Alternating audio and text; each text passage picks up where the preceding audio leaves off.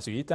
À présent, nous sommes en ligne avec Monsieur Thierry Meyssan, écrivain et journaliste français et fondateur et président du réseau Voltaire. Monsieur Meyssan, bonjour. Allô? Bonjour, monsieur.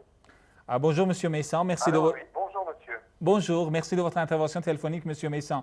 Alors, un récent rapport du ministère rwandais de la Justice accuse la France d'implication dans le génocide de 1994. Dans quelle mesure, selon vous, la France a participé, entre parenthèses, pour reprendre un terme de ce rapport, a activement participé à ce génocide?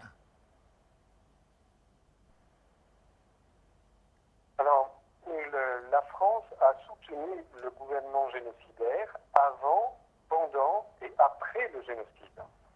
De ce fait, la France a une responsabilité dans ces crimes.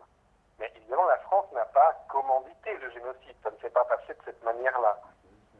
Mais pour comprendre ce qui s'est passé à ce moment-là, il faut le replacer dans un contexte général, celui de l'ensemble de la région des Grands Lacs africains.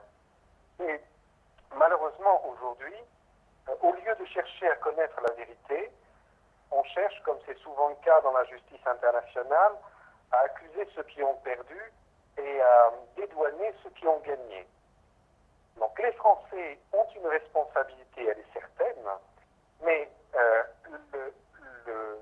les massacres du Rwanda ont fait suite à des massacres identiques, quoique un peu moins importants parce que le Burundi est petit, des massacres au Burundi, et ont été suivis par des massacres dans l'ensemble de la région, particulièrement au Kivu, c'est-à-dire au Congo.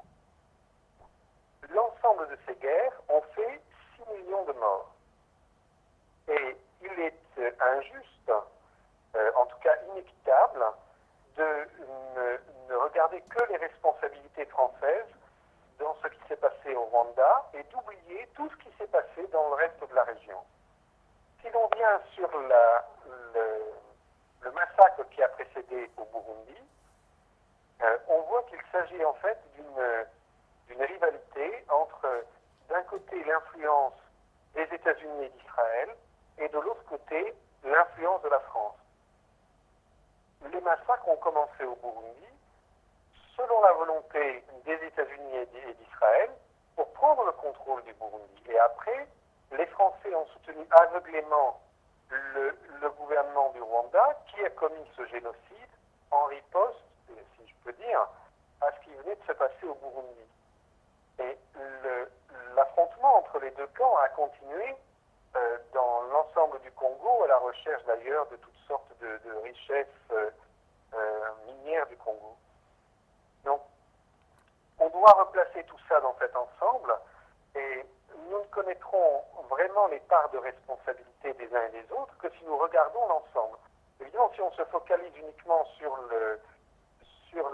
les crimes au Rwanda, on ne voit que la responsabilité de la France, particulièrement de François Mitterrand, mais on arrive de cette manière à occulter la responsabilité d'Israël et des États-Unis, le fait que l'actuel président rwandais est certainement impliqué dans l'attentat contre l'avion des présidents du Burundi et du Rwanda qui a déclenché le massacre au Rwanda, que l'actuel président rwandais a été formé dans les forces spéciales des États-Unis, aux États-Unis même, et a reçu un entraînement en Israël, lui personnellement, et que c'est avec ça qu'il a construit toute sa milice, qui a été commettre des crimes au Burundi et en Ouganda, avant même de pouvoir prendre le pouvoir au Rwanda. Thierry Meyssan, je rappelle que vous êtes écrivain et journaliste français, analyste des questions internationales.